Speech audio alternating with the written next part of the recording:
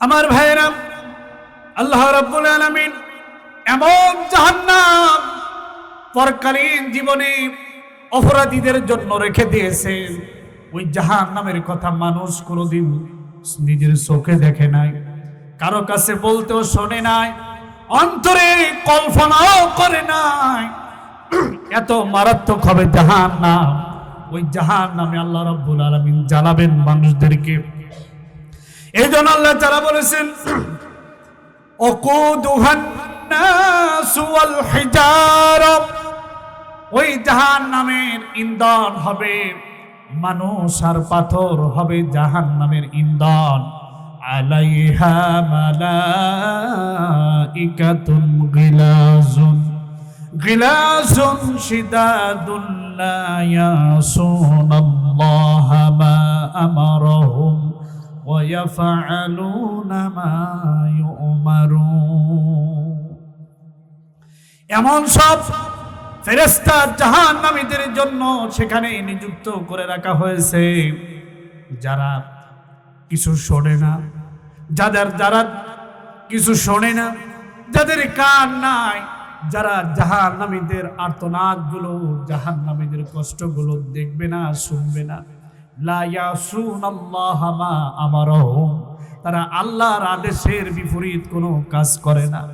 ওয়া ইয়াফআলুনা মা ইউমারুন, তারা কেবলমাত্র সেই সব কাজ করে যা আল্লাহ রাব্বুল আলামিন তাদেরকে নির্দেশ দেয়। কথা বলেন ঠিক কিনা? ওই জাহান্নাম এত বড় কঠিন জায়গা। ওই জাহান্নামীদের এত শাস্তি দেওয়া হবে। আল্লাহ রাব্বুল আলামিন বলেছেন, জাহান্নামীদের জন্য এমন খাবার সেদিন থাকবে, ফি শাজারাতি যাক্কুম তাআমুল আসিম। যাক্কুম নামক এক প্রকারের ফল থাকবে, কাঁটাযুক্ত ফল, এটা হবে তাদের খাবার। এই খাবার তাদের দেহ পরিপুষ্ট হবে না, ক্ষুধাও মিটবে না। লাইসা লাহুম তাআমুন ইল্লা মিন দারিন লা ইউসমিনু ওয়া লা ইউগনি মিন জু। ফুটন্ত পানি আর উত্তপ্ত গরম পুষ হবে জাহান্নামীদের খাবার। চিৎকার মেরে বলুন নাউজুবিল্লাহ। এইসব খাবার তাদের শরীর পরিপুষ্ট হবে না, ক্ষুধাও মিটবে না। এমন সময় রবের কাছে ফরিয়াদ করে করে বলবে, রব্বুল আলামিন, রব্বানা আখরিজনা, হে আল্লাহ, আমাদেরকে জাহান্নাম থেকে আপনি বের করে দিন। নামাল সালিহান, যদি জাহান্নাম থেকে যদি একবার মুক্ত হয়ে যেতে পারি, একেবারে আল্লাহ বলা হয়ে যাব, ভালো মানুষ হয়ে যাব, একটা বার মেহেরবানি করে জাহান্নাম থেকে আমাদেরকে আপনি বের করে দিন। আল্লাহ রাব্বুল আলামিনের কাছে বলবে, ও মালিক, এই জাহান্নাম আমাদের পক্ষে, এই আযাব সহ্য করা আমাদের জন্য একটু সম্ভব নয়, আপনি মেহেরবানি করে জাহান্নাম থেকে আমাদেরকে বের করে নিন। আল্লাহর কাছে সেদিন তারা এভাবে ওয়াহুম ইস্তারিখুনা ফিহা, চিৎকার করে করে আল্লাহর কাছে তারা বলতে থাকবে, রব্বুল আলামিন আখরিজনা, আমাদেরকে জাহান্নাম থেকে বের করে নিন। যদি দুনিয়া একবার চলে যেতে পারি, একেবারে আল্লাহ ওয়ালা হয়ে যাব, একদম ভালো মানুষ হয়ে যাব, আল্লাহ আর একটা বার আপনি আমাদেরকে বের করে নিন। আল্লাহ তাআলা সূরা আনআমের 27 নম্বর আয়াতে বলেছেন, ওয়ালাউ তারা ইযু কিফু আলান নার, সেদিন অপরাধীদেরকে জাহান্নামের পাশে যখন দণ্ডায়মান করে রাখা হবে, জাহান্নামীদেরকে যখন দাঁড় করে রাখা হবে, তারা আল্লাহর কাছে বলবে, হে রব, আর একটা বার আপনি আমাদেরকে দুনিয়া পাঠায় দেন। নুরাদ্দু ওয়ালা নুকাদ্দিবা বিআয়াতি রাব্বিনা, আর একটা বার আপনি আমাদেরকে দুনিয়ায় পাঠিয়ে দিন, আর আপনার একটা হুকুমকে, একটা কথাকে আমরা অমান্য করব না। ইন্না মুকিনুন ওয়া নাকুনা মিনাল মুমিনিন, দুনিয়া যদি যেতে পারি, হায়াত আর একটু পাই, ইমানদারদের ভিতরে শামিল হব। কখন বলবে? কথা বলেন। জাহান্নামে যাওয়ার পরে আল্লাহর কাছে বলবে, আল্লাহ এবার বিশ্বাসী মানুষের দলে শামিল হব, আল্লাহওয়ালা হয়ে যাব, কোরআনওয়ালা হয়ে যাব, কোরআনের জন্য, দ্বীনের জন্য, ইসলামের জন্য কাজ করব। আর একটা বার আপনি আমাদেরকে দুনিয়ায় আমাদেরকে ফিরে দেওয়ার সুযোগ দিন। এভাবে করে জাহান্নামীদেরকে হাজারো কাকুতি মিনতি তারা করবে, কিন্তু তাদের কোনো ফলাফল তাদের ভালো হবে না। এক পর্যায়ে জাহান্নামীর আল্লাহর কাছে বলবে, এক পর্যায়ে জাহান্নামের কয়েকজন মিলে জাহান্নামে একজন তাদের সাথীদেরকে নিয়ে বলবে, আসো আমরা একটু সবর করি, সবর না, আসো একটু সবর করি, দেখি সবরের ফল ভালো হয় কিনা। কোনো অভিযোগ না করে আমরা একটু জাহান্নামের আগুন থেকে একটু ধৈর্য ধারণ করে একটু জাহান্নামের আগুনের শাস্তি লাভ করি। যদি হয়তোবা রবের কোনো দয়া হয়তোবা আমাদের পরে যদি হয়ে যায়, তাহলে হয়তোবা মুক্তি দিয়ে দিতে পারে। এরকম আছে না এরকম? তারা বলেন, আসো সবার না, একটু ধৈর্য ধারণ করি, ধৈর্যের ফলাফল ভালো হয়। কয়েক শতাব্দীর পরে শতাব্দী চলে যাবে, বছরের পরে বছর চলে যাবে, তারা দেখবে কোনো ফলাফল ভালো হয় নাই। এরপরে জাহান্নামের দ্বাররক্ষী মালিক ফেরেশতাকে ডাক দিয়ে বলবে, ইয়া মালিক লিয়াকদি আলাইকা রব্বু।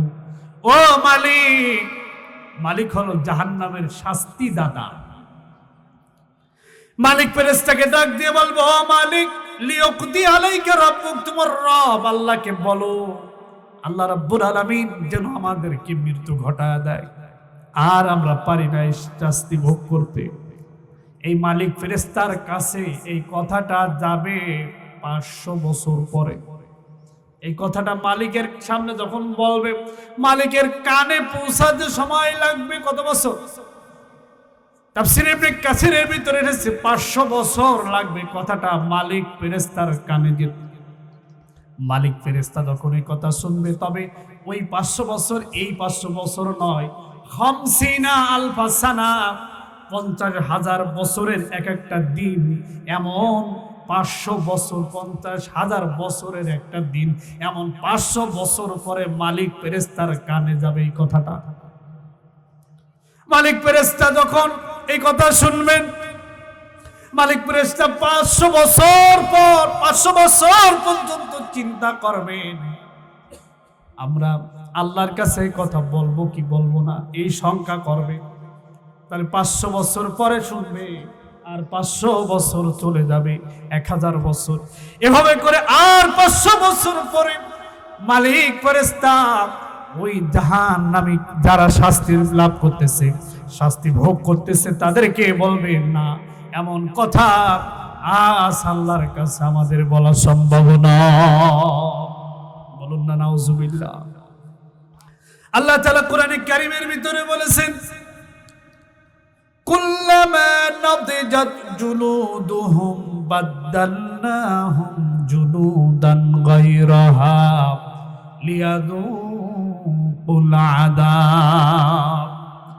জাহান্নামীদের দেহে জাহান্নামীদেরকে শাস্তি প্রদান করার কারণে তাদের চামড়াগুলো মুহূর্তের ভিতরে জ্বলে পুড়ে সব শেষ হয়ে যাবে, শেষ হয়ে যাবে।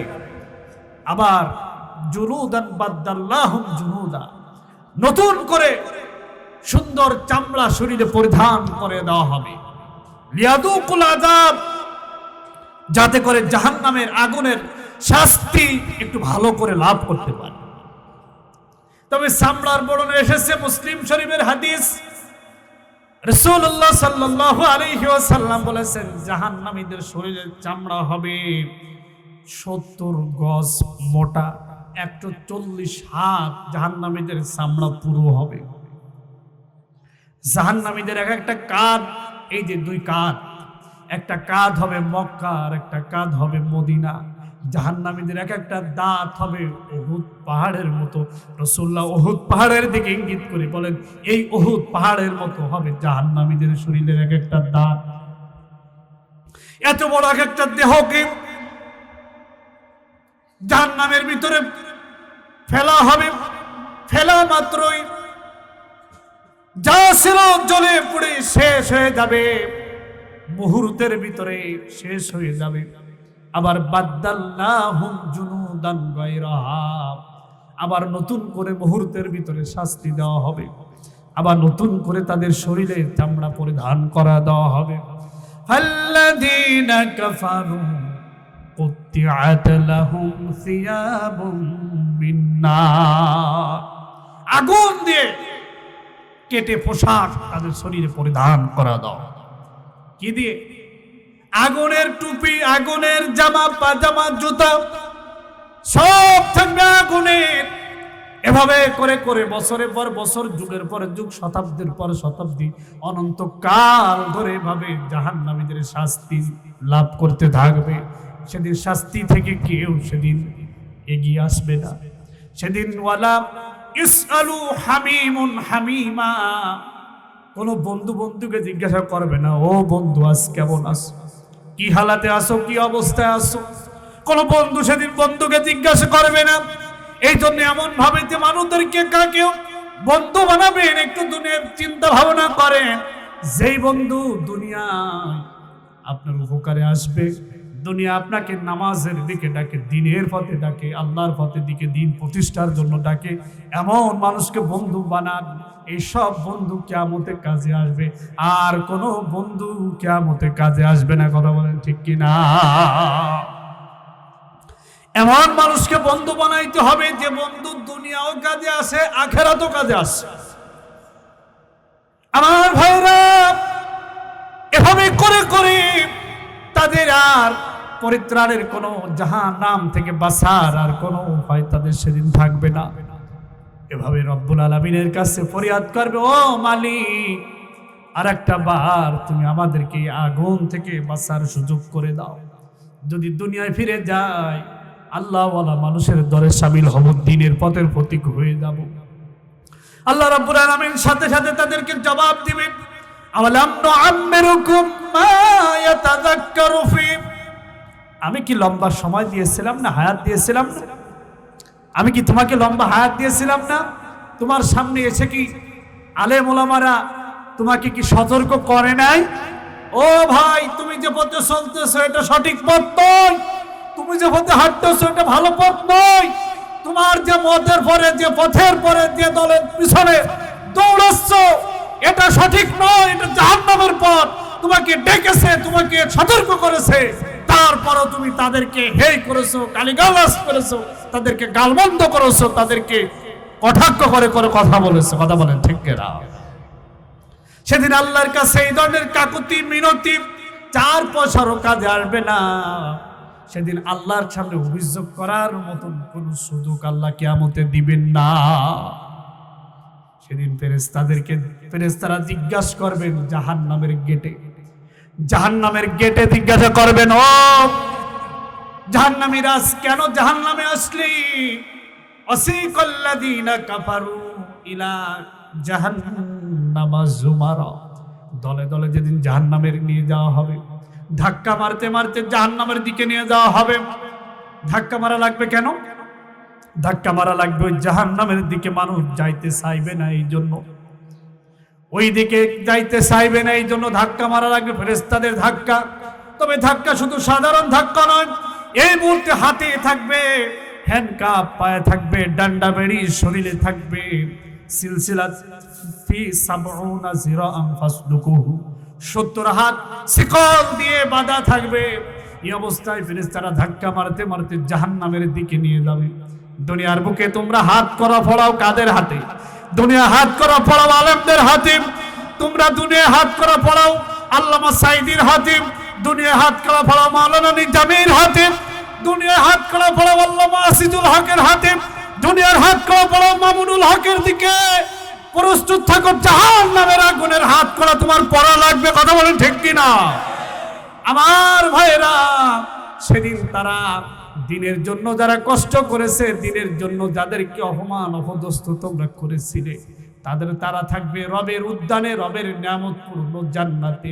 জাহান্নামে যাওয়ার পরে তারা বলবে, মা লানা লা নারা ওয়া কুন্না নাউদুহুম মিনাল আসরার, আজকে কই তাদেরকে তো দেখি না। এই জালিমরা, অপরাধীরা সেদিন আল্লাহর কাছে দেখতে চাইবে, মা লানা লা নারা রিজালান ওয়া কুননা নাউদ্দুহুম মিনাল আসরার, নাকি হুজুর?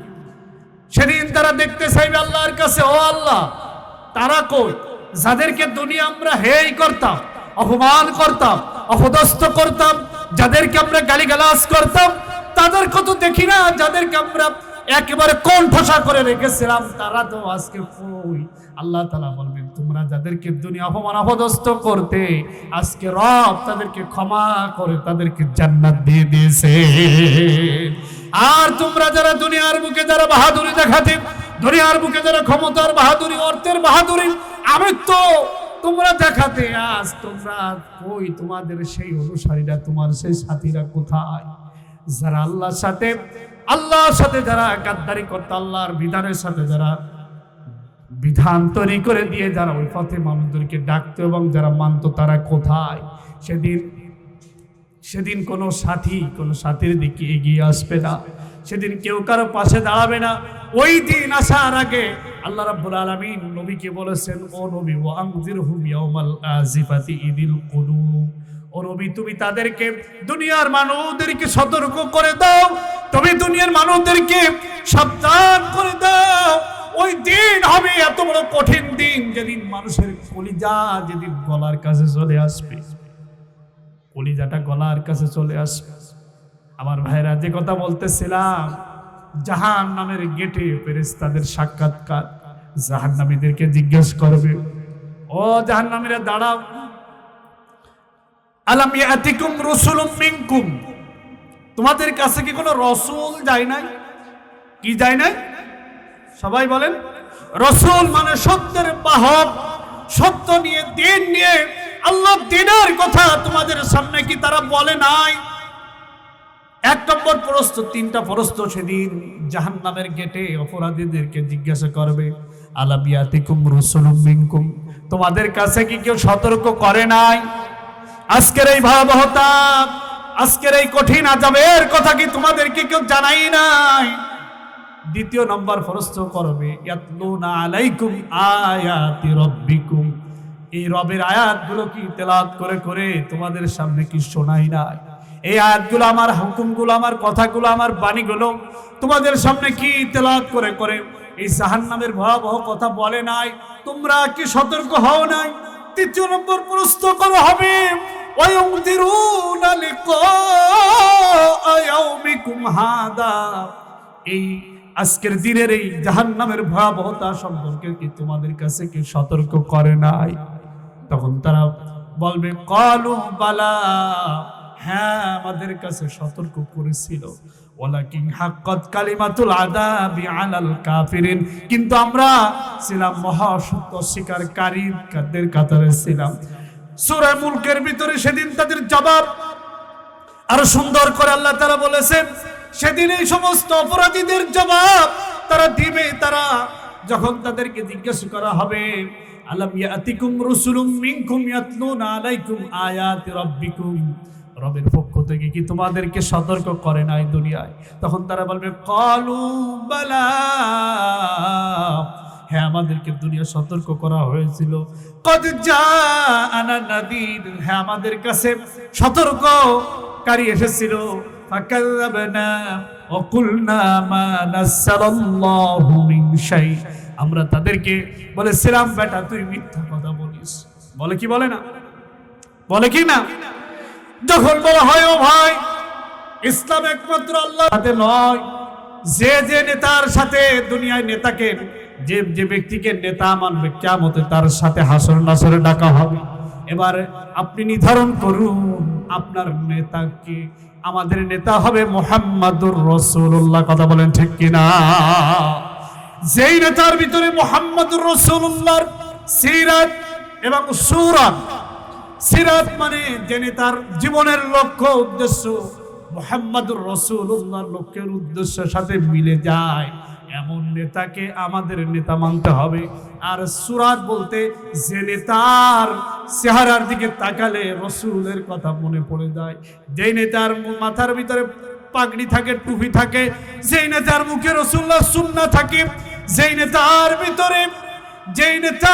ভিতরে রাসূলের সুন্নাহ দ্বারা ভরপুর থাকে, এমন ব্যক্তিদেরকে দুনিয়ায় নেতা মানতে হবে, কথা বলেন ঠিক কিনা?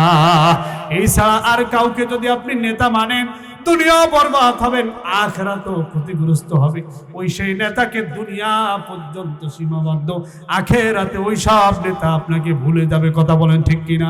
আল্লাহ তাআলা কোরআনে কারীমের ভিতরে বলেছেন, সেদিন মানুষগুলো যখন জাহান্নামী হয়ে যাবে, জাহান্নামী হওয়ার পরে বলবে, আমরা কাদের কারণে গোমরাহ হলাম।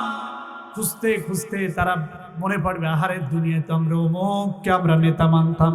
তখন অনুসারীরা সবাই মিলে ধরবে আমাদের ওই সেই নেতাকে সবাই মিলে ধরবে, পেয়ে যাবে কিয়ামতের মাঠে। পাওয়ার পরে আল্লাহ পাক কোরআনে সূরা ইব্রাহিমের ভিতরে বলেন, ওয়াবারাজুলিল্লাহি জামিয়া ফাকালাদ দুআফাউ লিল্লাযীনা ইসতাকবারু ইন্না কুন্না লাকুম তাবা ফাহাল আনতুম মুগনুনা আন্না মিন আযাবিল্লাহি মিন শাই ক্বালু লাউ হাদানাল্লাহু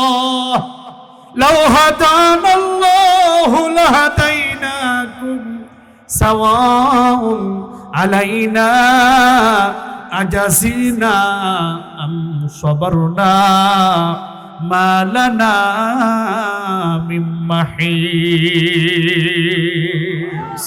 আল্লাহ বলেন কিয়ামতের মাঠে ওয়াবারাজুলিল্লাহি জামিয়া, সেদিন আল্লাহ বলেন আমি উভয়কে সেদিন মুখোমুখি হাজির করে দেব, মুখোমুখি সেদিন সাক্ষাৎকার হয়ে যাবে। ফাকালাদ দুআফাউ লিল্লাযীনা ইসতাকবারু, সেদিন কর্মীরা যারা দুনিয়া নিষ্পেষিত হয়েছিল, কর্মীরা আল্লাহর আদেশ অমান্যকারী নেতা এবং তার অনুসারী, সেদিন অনুসারীরা তাদের নেতাদের উদ্দেশ্যে বলবে, ইন্না কুন্না লাকুম তাবা, নিশ্চয় আমরা দুনিয়ায় তোমাদের অনুসারী ছিলাম, আমরা দুনিয়ায় তোমাদের আনুগত্য করতাম। ইন্না মানে নিশ্চয়, কুন্না মানে আমরা, লাকুম মানে তোমাদের, তাবান মানে আনুগত্য করা। নিশ্চয় দুনিয়ায় আমরা তোমাদের আনুগত্য করতাম, তোমরা যা বলেছিল তাই করতাম। তোমরা বলেছিল অমুকের ঘেরটা দখল কর, ঘের দখল হয়ে গেছিল। বলেছিল এই কেন্দ্রে এতগুলো ভোট কাটতে হবে, এই কেন্দ্রে ভোটার আছে 2500, আমাদের বাক্সায় যাবে 2200, তাও রাতের ভিতর। আছে কিনা? এই যা বলেছিল আমরা সব শুনেছিলাম। ও নেতা, ইন্না কুন্না লাকুম তাবা, দুনিয়ায় তো তোমার কথাগুলো আমরা শুনে শুনে আমাদের জীবন পার করে দিয়েছিলাম। তোমরা বলেছিল কাকে মারতে হবে, বড় সাবুর মোড়ে যাওয়া মাত্র তারা একেবারে সাইটে দিতাম, একেবারে হয়তো কিনা এরকম যা বলতেছিল। একটা মামলা হয়েছে, ওই সেই হুড়কই মামলা হয়েছে, শত্রুতা হলে উদলপুরে বা বড় সাপুরে এলাকার লোক ঢুকায়া দিয়েছে, হয় কি না? আল্লাহ বলেন সেদিন অনুসারীরা সেদিন বলবে, কোরআনের কথাগুলো বাস্তব মিলাবেন। বলেছিলাম 1450 বছর আগে ওই মক্কার মানুষের উপরে আল্লাহ নাযিল করেছিলেন, কিন্তু এই কোরআনের বিধিবিধান চলবে কিয়ামত পর্যন্ত, কথা বলেন ঠিক কিনা? এই কোরআন আল্লাহ নাযিল করেছেন আবু জাহালার কথা, আবু জেহেলের কথা। এই কোরআনে কারিমে 1-2 জায়গায় নয়, 28 জায়গায় আল্লাহ আবু জাহালের কথা বলেছেন। আল্লাহ তাআলা একটা বারের জন্য আবু জাহালের নামটা নেন নাই, কারণ আল্লাহ ভালো করে জানেন আবু জেহেল তো এই আবু জেহেল শেষ, আবু জাহাল নয়। আবু জেহেলদের ধারা কিয়ামত পর্যন্ত অব্যাহত থাকবে, কথা বলেন ঠিক কিনা? মুহাম্মদুর রাসূলুল্লাহর ধারা মুহাম্মদ রাসূলুল্লাহ থাকবে না, কিন্তু তার অনুসারীরা কিয়ামত পর্যন্ত থাকবে। আল্লাহ তাআলা ভালো করেই জানেন, এই জন্য আবু লাহাবের নাম একবার নিয়ে তাকে খাস করে দিয়েছেন, আবু জাহালের নাম একবার নেন নাই, তার কর্মগুলো আম ব্যাপক করে দিয়েছেন। কারণ এই ধরনের স্বভাব, এই ধরনের ব্যক্তিরা কিয়ামত পর্যন্ত পৃথিবীতে থাকবে। এই কথা বলতেছিলাম। অনুসারীরা বলবে নেতাদের উদ্দেশ্য, ও নেতা, তুমি যা বলেছিলে দুনিয়ায় আমরা তাই করেছিলাম। আমরা নেতা কেন্দ্রিক রাজনীতি করতাম, আছে কিনা এরকম? নেতা কেন্দ্রিক রাজনীতি করতাম, নেতা যা বলে, এখন বলে রাত, এখন রাত বলতাম, এখন দিন বলে মেনে নিতাম। এবার নেতাকে সবাই অনুসারীরা ধরবে, বলবে ও নেতা, দুনিয়ায় তোমার কথা শুনে শুনে জীবনটা বরবাদ করে দিয়েছিলাম, আজ তোমার কাছে আমার একটা আরজি, আমার একটা দাবি, ফাহাল আনতুম মুগনুনা আন্না মিন আযাবিল্লাহি মিন শাই। তোমার কথা দুনিয়ায় শুনে তো জীবন শেষ করে দিলাম, আজকে আমার একটা কথা তোমার শোনা লাগবে। আমার আজকে একটা দাবি তোমার শুনতে হবে। নেতার কাছে যখন এবার সবাই যখন অভিযুক্ত করবে, নেতা এবার অনুসারীর জবাব দিবেন। বলো দেখ, নেতা বলবেন শোনো, কলু, নেতা জবাব দিবে। কথা কার? সবাই বলেন। নেতা জবাব দিবে কলু লাউ হাদানাল্লাহু লাহাদাইনাকুম। নেতা সেদিন জবাব দিবে, দেখো আল্লাহ যদি আমাকে হেদায়েতের রাস্তা দেখাতো, আল্লাহ যদি আমাকে হেদায়েত করতো, আমি যদি হেদায়েত প্রাপ্ত হতাম, লাহাদাইনাকুম, তোমরা যারা পিছনে পিছনে আমার অনুসারী ছিলে, আমি তোমাদের সবাইকে হেদায়েতের পথ দেখাইতে পারতাম। আমি নিজেই ছিলাম কানা, নিজেই ছিলাম অন্ধ, আর একজনকে কেমনে পথের দিশা দেব? কথা বলে ঠিক কিনা? মেলে কিনা কোরআনের কথা সমাজের সাথে? আমার ভাইয়েরা, সেদিন নেতারাই জবাব দিবে, আমরা ছিলাম, আল্লাহ যদি আমাদেরকে হেদায়েতের রাস্তা দেখাতো, হেদায়েত প্রাপ্ত হতাম, লাহাদাইনাকুম, তোমাদেরকেও হেদায়েতের রাস্তায় চালাতাম, দিনের পথের প্রতীক বানাতাম, তোমাদেরকেও নিয়ে জমিনে দিন প্রতিষ্ঠার জন্য ভূমিকা রাখতাম। আমরা তো ছিলাম নিজেরা গোমরা, নিজেরাই দল্লা, আমরা ছিলাম পথভ্রষ্ট। তবে আজকে তুমি আর আমাদেরকে আজ দোষারোপ করো না, আমাকে আর দোষারোপ করো না। নেতারা বলবে, দেখো সাওয়াউন আলাইনা আজাসিনা আম সাবারনা মা লানা মিন মাহিস। ধৈর্য ধরো আর না ধরো আমার কিছু করার নাই, কারণ তোমারও যে অবস্থা আমারও সে অবস্থা।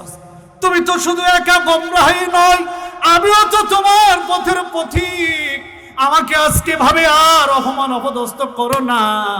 আমি তো নিজের মতো করে ভাবে করি নাই, আমি বুঝতে পারি নাই আমি কেন যে তোমাদেরকে ডাকলাম, এমন পরিণতি হবে আমি জানতাম না। আজকে তোমরা ধৈর্য ধরো আর না ধরো আমার কিছু আসে যায় না, কারণ তোমাদের এই বিপদ থেকে আমি নিজে উদ্ধার করতে পারবো না, কারণ আমারও পরিণতি তো একই অবস্থা। কথা বলে ঠিক কিনা? এবার চলে যাবে। এই অবস্থায় নেতাও হতাশ, অনুসারীও হতাশ। এই পরিণতি আসবে কিনা? আল্লাহ আমাকে যে আয়াত দেওয়া হয়েছে, আল্লাহ বলেছেন অবশ্যই তারা জাহান্নাম তারা দেখবে, জাহান্নাম দেখবে। আল্লাহ পাক বলেন নেতারা আর অনুসারীরা সেদিন হয়রান হয়ে যাবে, হতাশ হয়ে যাবে, খুঁজতে খুঁজতে কি পরিণতিটা। এক পর্যায়ে দেখা যাবে নেতা এবং অনুসারী উভয় রবের সামনে হাসরের মাঠে দণ্ডায়মান থাকবে। জাহান্নামের গেটের আগেই সাক্ষাৎ হয়ে যাবে। নেতার সাথে সাক্ষাতের পরে নেতা যখন এড়িয়ে চলে যাবে, তখন সাক্ষাৎ হবে আসল বাবাজি শয়তানের সাথে। কার সাথে? শয়তানের সাথে সাক্ষাৎ হবে। শয়তান জাহান্নামের গেটে দাঁড়ায় একটা বক্তব্য দেবে তার অনুসারীদের উদ্দেশ্যে।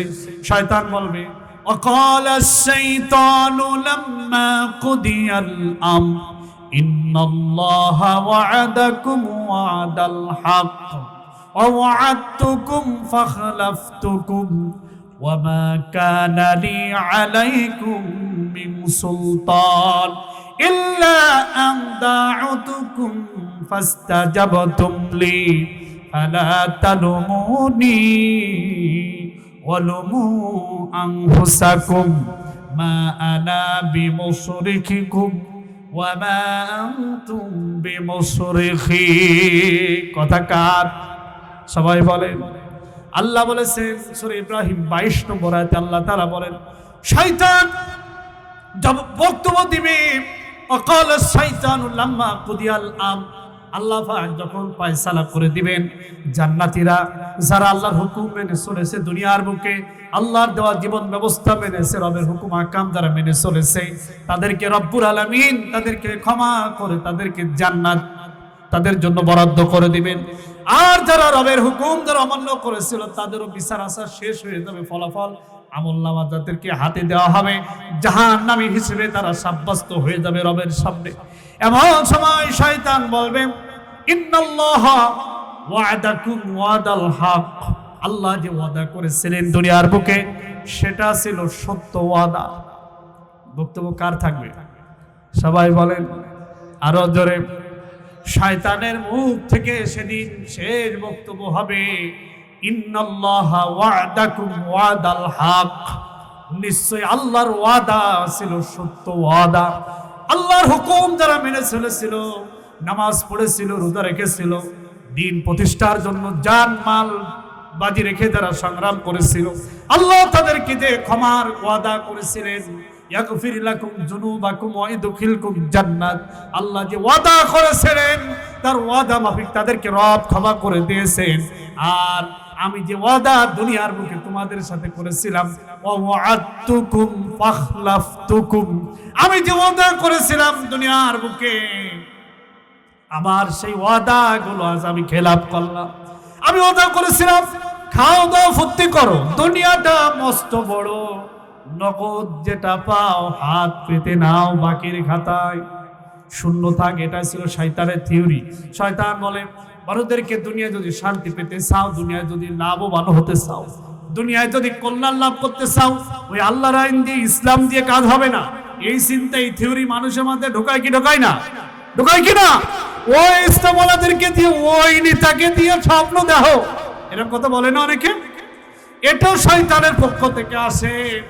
বলা হয় যে শয়তান বলবে সেই দিনে সব কথা, শয়তান বলবে দেখো আমি যে ওয়াদা করেছিলাম, আমার ওয়াদা আজকে সব খেলাপ করলাম। আমি ওয়াদা করেছিলাম মরার পরে আর কোনো জীবন নেই, ওখানে বা জাহান্নাম গেলে তেমন কিছু হবে না। এমন ভাবে আমি তোমাদেরকে যে সব কথাগুলো বলেছিলাম, আজ আমি আমার সব কথাগুলো আমি খেলাপ করলাম। শয়তান সেদিন সব খেলাপ করবে, সেদিন কি আর কোনো সুযোগ থাকবে ফিরে যাওয়ার? কথা বলেন।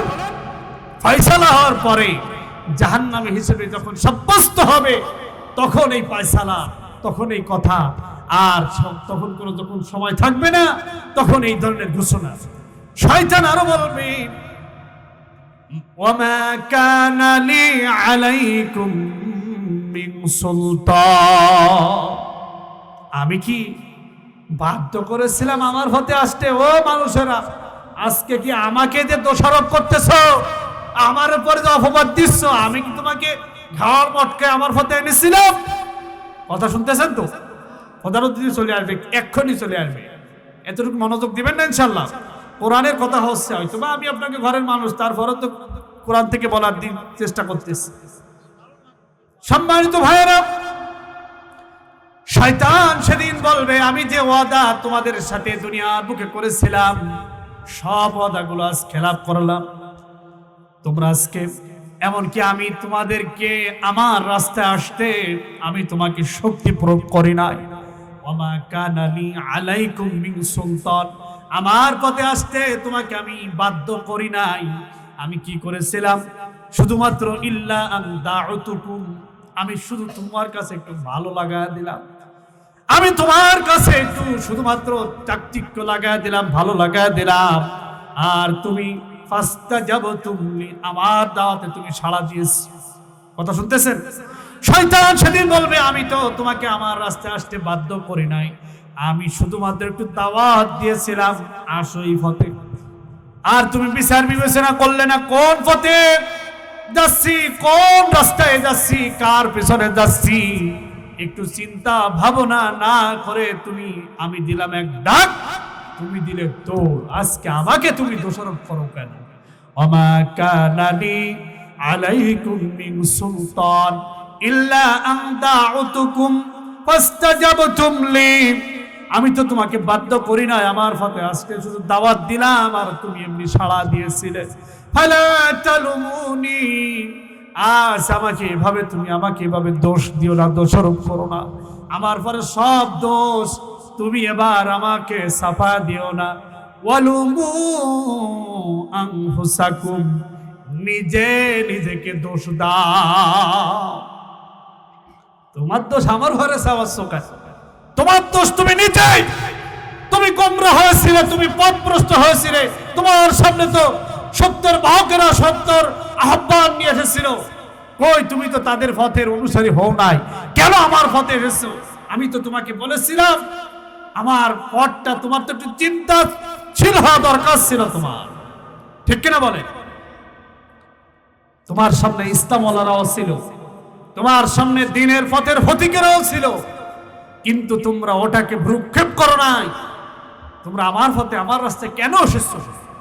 আমি তো তোমাকে নামাজের দিকে, আমি যে থিওরি তোমার সামনে পেশ করেছিলাম, ওই থিওরির ভিতরে তো নামাজের কোনো কর্মসূচি ছিল না, রোজার কোনো কর্মসূচি ছিল না। তুমি যে পথের পথিক ছিলে, তুমি যে মতবাদ দুনিয়া গ্রহণ করতে, ওই মতবাদের ভিতরে ছিল না। ও নেতা, ওই শয়তান যে থিওরি তোমাদের সামনে পেশ করেছিল, ওর ভিতরে একটা বারের জন্য তো বলা হয় নাই যে তুমি ভালো হয়ে যাও, নামাজ পড়ো, রোজা রাখো, হজ করে যাকাত দাও, বাপ মার খেদমত করো, তাহাজ্জুদ পড়ো, দান করো, আল্লাহ দ্বীনের জন্য কাজ করে, এমন তো কোনো কর্মসূচি তোমার আমার কর্মসূচির ভিতর ছিল না। কেন তুমি এসেছো? কেন তুমি আমাকে তুমি মানলে? আমি কি তোমাকে বাধ্য করেছিলাম? আমি কি দাওয়াত দিয়েছিলাম? দাওয়াত তুমি একটু বিচার বিবেচনা করো নাই? তোমার রব তোমাকে চলার জন্য আলাম নাজআল লাহু আইনাইন, আল্লাহ বলেছেন কি, ও মানুষ, আমি কি তোমাকে দেখার জন্য দুটো চোখ দেয় নাই? তারপরে কি, ওয়ালিসানাও ওয়াশাফাতাইন, আমি একটা জিহ্বা কি আমি কি তোমাকে দেয় নাই? এবং আমি কি তোমাকে দুইটা ঠোঁট তোমাকে দেয় নাই? ওয়াহাদাইনাহুন নাজদাইন, চলার জন্য আমি কি তোমাকে দুইটা রাস্তাকে দেখায় দেয় নাই? একটা হলো আল্লাহর দল হিজবুল্লাহ, আল্লাহর দল, আর একটা হলো হিজবুশ শাইতান, শয়তানের দল।